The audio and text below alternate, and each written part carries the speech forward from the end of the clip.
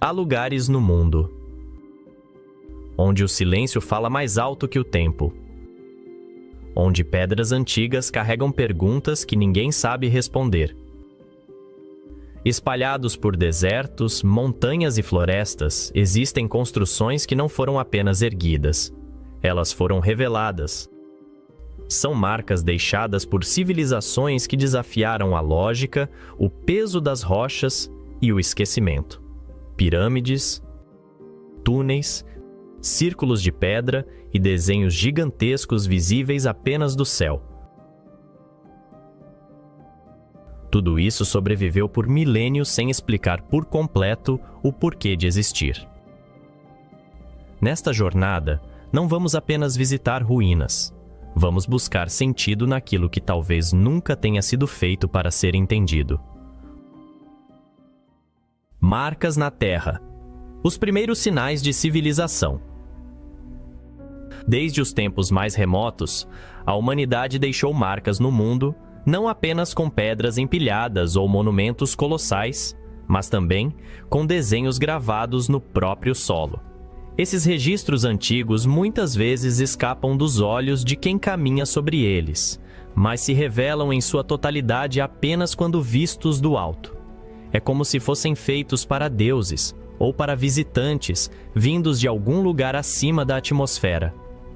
Na Inglaterra, uma colina ondulada esconde um dos símbolos mais antigos e intrigantes da arqueologia britânica, o cavalo branco de Uffington. Esculpido com precisão há mais de 3.000 anos, essa figura de 110 metros foi desenhada escavando a vegetação superficial e preenchendo sulcos com giz branco.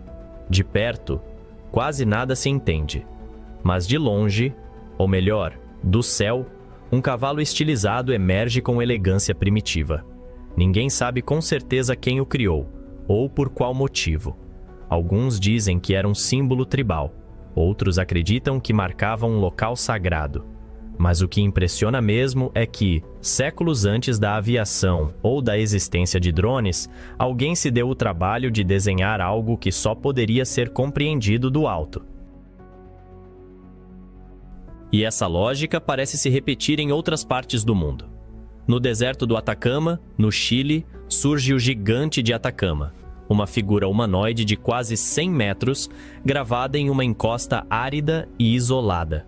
Com braços abertos, olhos ovais e um corpo esguio, o gigante observa o horizonte há mais de 1000 anos. Pesquisadores associam a figura à cultura Tiwanaku, ou os povos que habitavam o deserto muito antes da chegada dos espanhóis. Para alguns, o gigante era um calendário astronômico, ajustado ao movimento das estrelas. Para outros, talvez fosse algo mais simbólico, uma representação de deuses antigos, ou seres que não pertencem a este mundo.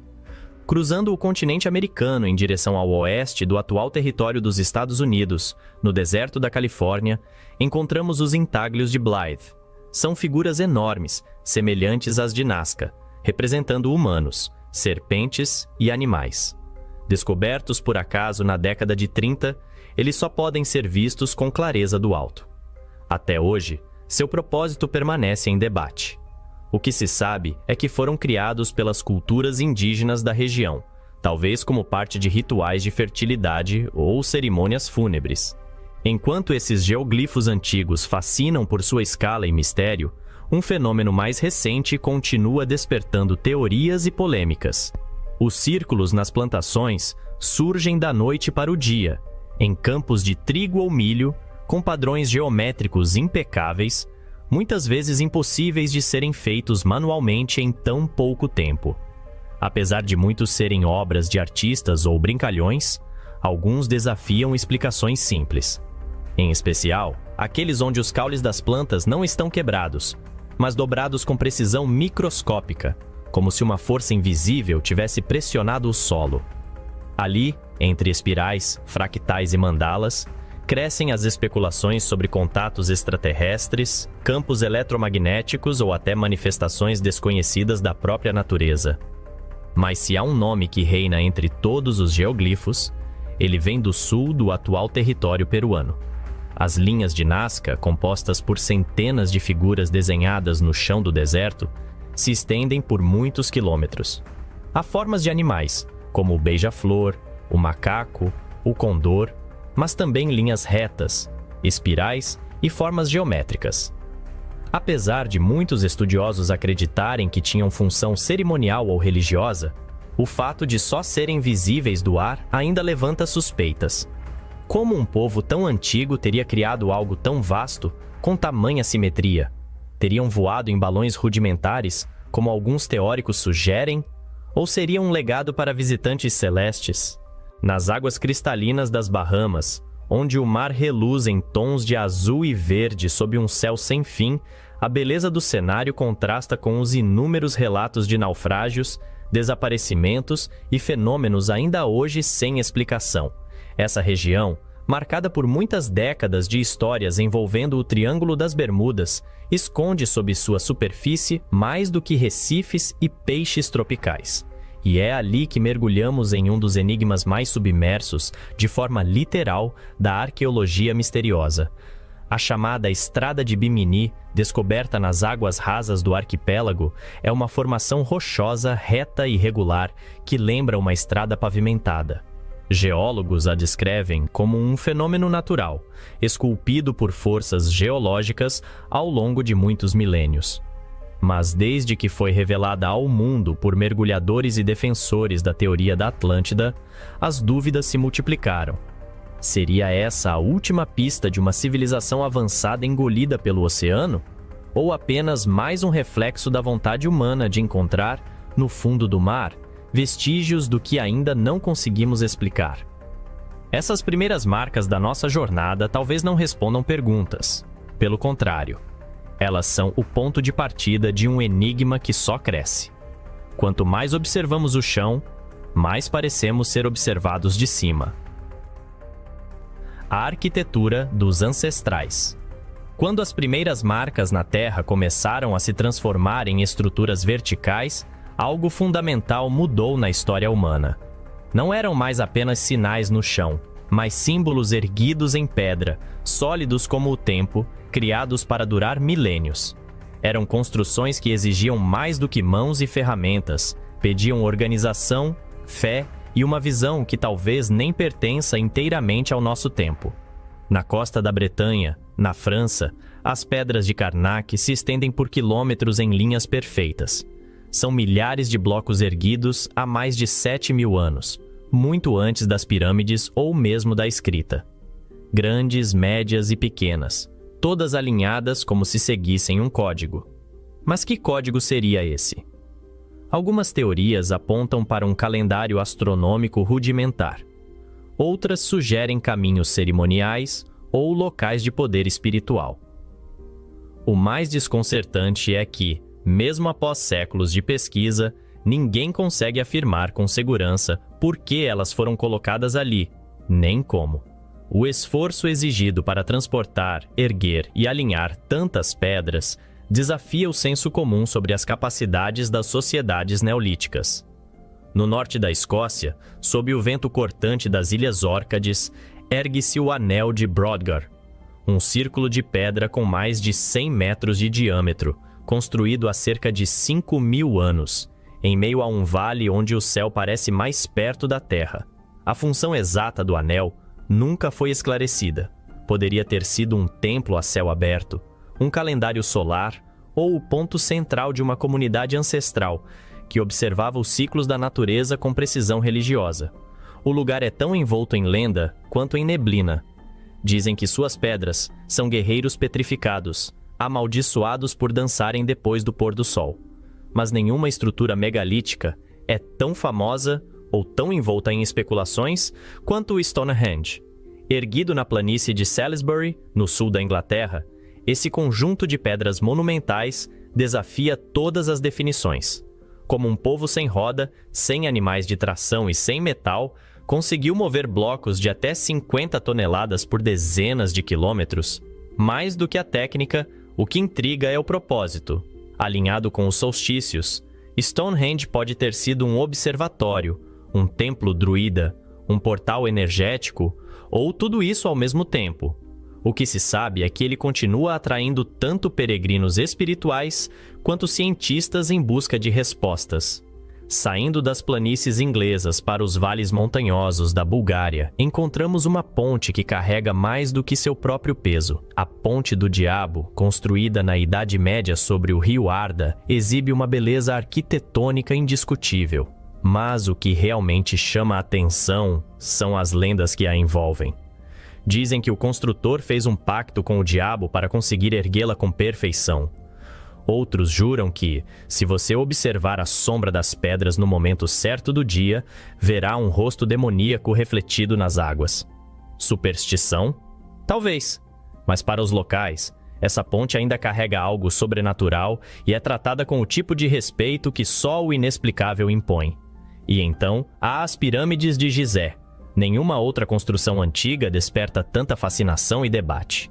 Erguidas há mais de 4.500 anos, as pirâmides desafiam as leis conhecidas da física e da engenharia de seu tempo. A pirâmide de Quéops, a maior delas, é composta por mais de 2 milhões de blocos de pedra, encaixados com uma precisão que hoje só seria possível com equipamentos a laser. Ela está perfeitamente alinhada com os pontos cardeais e sua base quase não varia em milímetros de um lado ao outro. Seriam túmulos, monumentos cósmicos, radares energéticos. Algumas teorias sugerem ajuda extraterrestre. Outras, apenas trabalho humano em escala inimaginável. Mas seja qual for a resposta, as pirâmides não parecem ter sido feitas apenas para os mortos. Elas parecem feitas para durar mais que qualquer civilização que já existiu. Essas pedras, erguidas com esforço, fé e talvez algo mais, não são apenas estruturas. São testemunhas silenciosas de uma inteligência que ainda tentamos entender. Deixadas como cartas de pedra escritas num idioma que a história ainda não conseguiu traduzir por completo.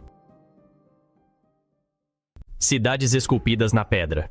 A grandeza escondida. Há lugares que nos impressionam pelo tamanho. Outros, pela beleza ou mistério. Mas há aqueles que provocam uma sensação diferente, mais profunda, quase existencial. São cidades inteiras que parecem não ter sido construídas, mas reveladas, como se sempre estivessem ali, escondidas dentro da pedra, esperando apenas o momento certo para emergir. Esses locais desafiam não só a lógica da engenharia antiga, mas também nossa própria imaginação. No deserto da Jordânia, entre cânions e penhascos avermelhados, surge Petra, a cidade esculpida nas rochas. À primeira vista, tudo parece cenário de cinema, e não é por acaso. Sua fachada mais famosa, o Tesouro, parece ter sido talhada por mãos sobre-humanas. Mas Petra vai muito além daquela primeira imagem. É um labirinto de túneis, templos, tumbas e escadarias talhadas diretamente na rocha viva. Foi capital dos nabateus, um povo que dominava as rotas comerciais e dominava também o segredo da água em pleno deserto. O mais intrigante é que, ao contrário de outras civilizações que erguiam paredes, os nabateus removeram a pedra, transformaram montanhas em arquitetura. E mesmo hoje, séculos depois de seu abandono, há partes de Petra que ainda não foram totalmente exploradas. É como se o passado ainda estivesse ali, sussurrando por entre as fendas de pedra. Viajando até a Etiópia, descobrimos um feito tão grandioso quanto silencioso: as igrejas de Lalibela.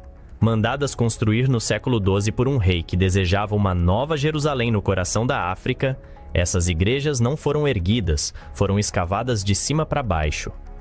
Um único bloco de rocha transformado em espaço sagrado. A mais impressionante delas, a Igreja de São Jorge, tem o formato de uma cruz grega esculpida em profundidade, com corredores estreitos e passagens que parecem pertencer a outro mundo. Tudo foi feito com ferramentas rudimentares e fé inabalável. Dizem que foram os anjos que ajudaram a terminar o trabalho. E ao caminhar entre aquelas paredes silenciosas, sem sinais de alvenaria ou junção, é difícil discordar da lenda. Mas se Lalibela foi escavada verticalmente, a cidade subterrânea de Derinkuyu, na Turquia, segue o caminho oposto, para baixo, cada vez mais fundo. Escondida sob a Capadócia, essa cidade poderia abrigar mais de 20 mil pessoas, com ventilação, depósitos de alimento, igrejas, escolas e até áreas para gado. São dezenas de níveis cavados no solo vulcânico, conectados por túneis estreitos e protegidos por pedras circulares que funcionavam como portas. Não se sabe ao certo quando começou a ser escavada, nem por quem, mas acredita-se que foi utilizada durante séculos como refúgio contra invasores. Derinkuyu não foi feita para impressionar, foi feita para sobreviver. E, no entanto, impressiona mais do que muitas das maravilhas erguidas à luz do sol. Na América Central, a cidade de Teotihuacan parece ter sido construída por gigantes. Suas avenidas largas, alinhadas com precisão astronômica, e suas pirâmides monumentais, especialmente as do Sol e da Lua, rivalizam em escala com as pirâmides do Egito. Mas o mais curioso é que quando os astecas chegaram à região, a cidade já estava abandonada. Eles a chamaram de lugar onde os deuses nasceram. Ninguém sabe quem a construiu, nem por quê. O que se sabe é que Teotihuacan foi meticulosamente planejada, não apenas como uma cidade, mas como um espelho da cosmologia. Na mesma linhagem de grandeza e mistério, ergue-se Sacsayhuaman, nas alturas de Cusco, no Peru. À primeira vista, parece uma fortaleza, mas seus contornos sinuosos, em forma de relâmpago, revelam algo mais, uma obra-prima da engenharia inca. Ali, blocos de pedra gigantes, com mais de 100 toneladas, foram esculpidos e encaixados com tanta precisão que nenhuma lâmina de faca atravessa suas frestas. Não há argamassa, apenas cortes perfeitos, como se as pedras tivessem sido moldadas por calor ou tecnologia desconhecida. E ainda assim, foram feitas por um povo que, oficialmente, não possuía metalurgia avançada. É um quebra-cabeça tridimensional cravado na montanha, desafiando qualquer explicação simples. Mais distante e menos visitada está Hattusa, a antiga capital do Império Hitita, perdida nas planícies da atual Turquia. Suas muralhas monumentais guardam inscrições misteriosas, esculturas em baixo relevo e portais com leões talhados que parecem observar cada visitante que atravessa seus arcos. Hattusa floresceu por séculos e depois desapareceu, quase sem deixar vestígios culturais diretos. O que permanece ali são traços de uma civilização altamente organizada que desenvolveu leis, diplomacia e urbanismo, e que ainda hoje intriga arqueólogos com sua arquitetura imponente e sua saída silenciosa da história. Cruzando o deserto da Arábia, surgem as tumbas de Alula, talhadas nas falésias do noroeste saudita. Esse sítio arqueológico monumental, muitas vezes comparado a Petra, revela a maestria do povo nabateu em esculpir templos diretamente na rocha. Portas gigantescas e fachadas esculpidas com detalhes geométricos emergem de paredões dourados como se brotassem da própria terra. Pouco explorada até recentemente, Alula é um elo entre o mundo antigo e o presente, onde história, deserto e espiritualidade se entrelaçam. Cada túmulo esculpido parece guardar não apenas restos mortais, mas também ecos de uma civilização que dominava o vazio com elegância silenciosa. E então, finalmente, chegamos a Machu Picchu. Escondida por séculos entre os picos nublados do Peru, essa cidade foi redescoberta apenas no século XX. Mas ao contrário de outras ruínas, Machu Picchu parece ter sido preservada, quase protegida pelo próprio ambiente. Suas paredes de pedra, perfeitamente ajustadas, resistem a terremotos. Seus terraços controlam a erosão. Suas fontes distribuem água como se tivessem sido projetadas por engenheiros modernos. Mas, acima de tudo, Machu Picchu transmite uma sensação de harmonia. É como se os incas tivessem construído não contra a natureza, mas com ela. E ainda hoje, caminhando por seus corredores silenciosos e escadas intermináveis, é impossível não sentir que estamos diante de algo maior do que nós, não apenas uma cidade, mas um santuário da alma humana. Lugares de fé e poder, o sagrado e o misterioso.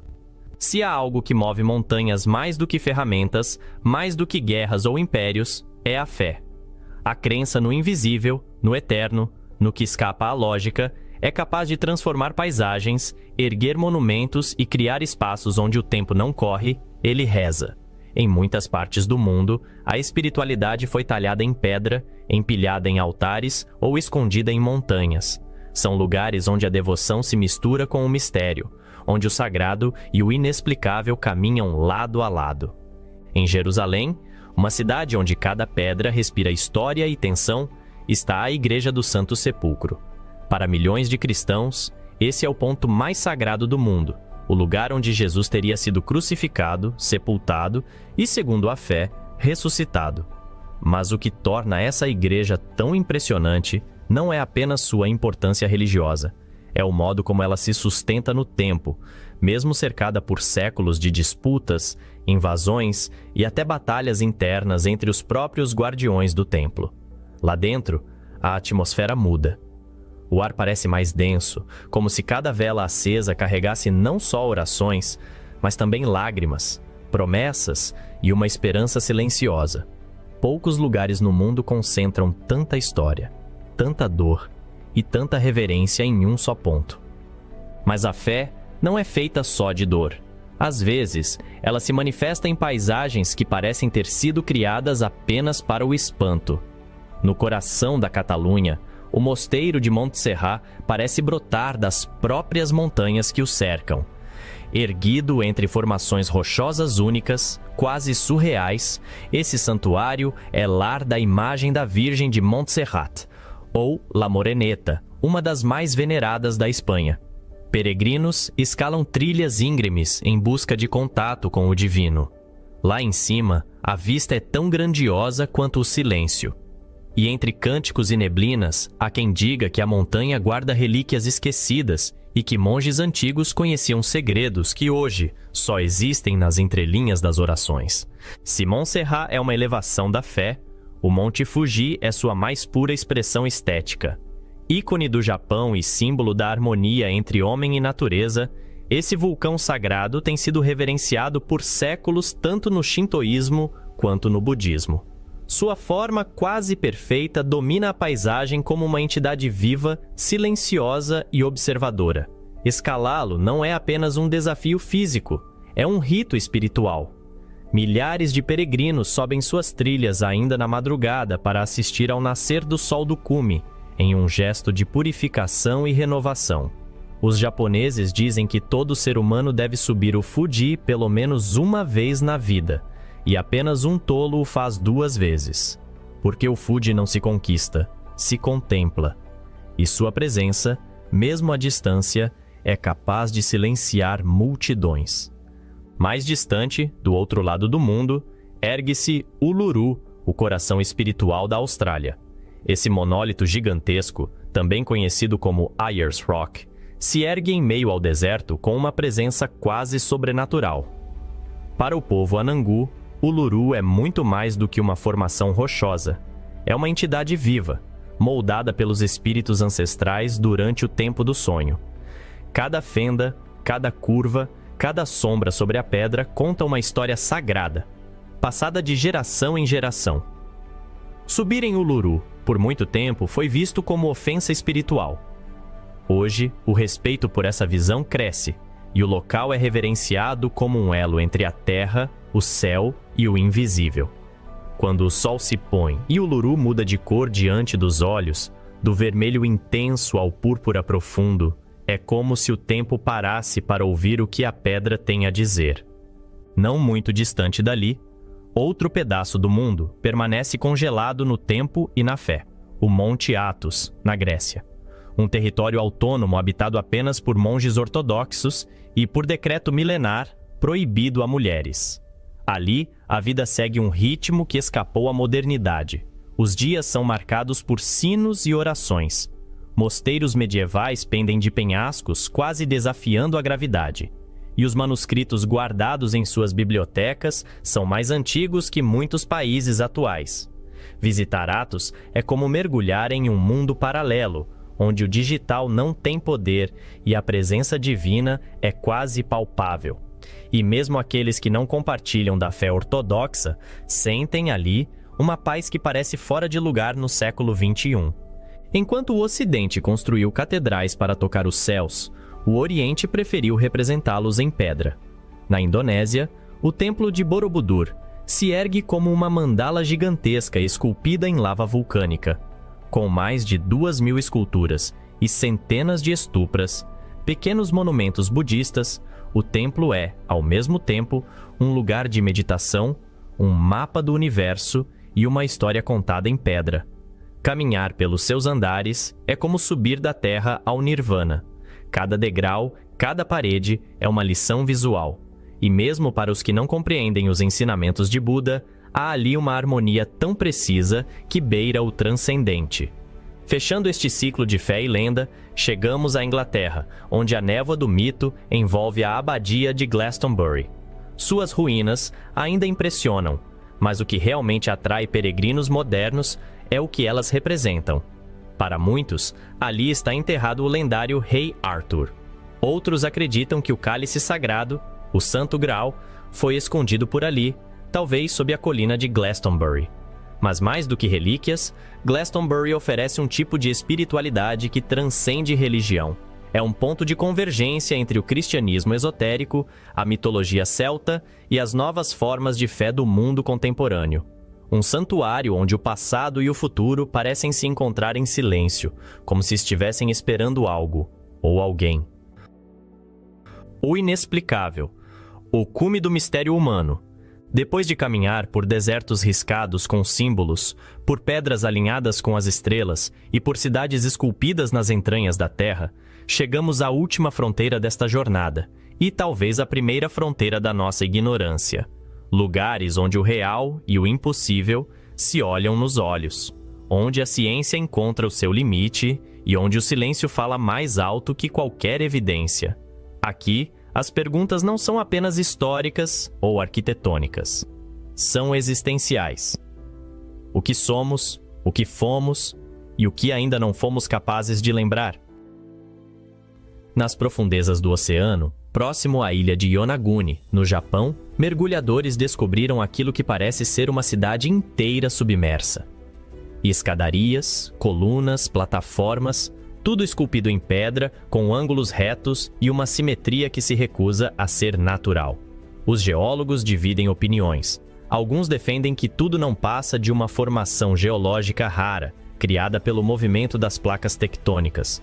Outros veem ali vestígios de uma civilização perdida, talvez uma que viveu há mais de 10.000 anos, antes do último grande derretimento das calotas polares. A verdade permanece no fundo do mar, silenciosa, dançando com as correntes e com os mistérios do passado. A apenas algumas horas de voo dali, mas milênios no tempo, está Göbekli Tepe, na Turquia. Descoberto por acaso no final do século XX, esse templo reescreveu os livros de história.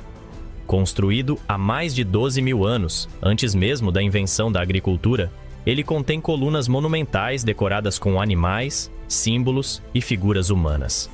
Isso significa que, muito antes de os povos formarem cidades ou plantar sementes, já estavam construindo templos, já cultuavam, já observavam o céu, já buscavam algo além, e isso, por si só, muda tudo o que achávamos saber sobre o início da civilização.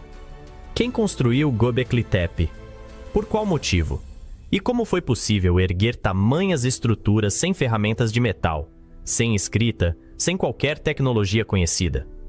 Até hoje, essas perguntas permanecem em aberto, como as portas de um santuário que insiste em não se deixar compreender.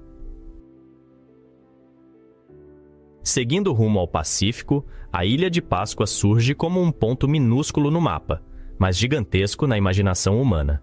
Seus moais, estátuas colossais com cabeças desproporcionais, foram talhados em pedra vulcânica e arrastados por muitos quilômetros. Como? Essa ainda é uma das grandes questões. Mas a maior dúvida talvez não seja técnica, e sim simbólica. Por que foram feitos? A que deuses serviam? E por qual motivo, de repente, tudo parou? Os antigos habitantes, os Rapa Nui, desapareceram em um colapso cultural e ambiental que ainda hoje serve de alerta.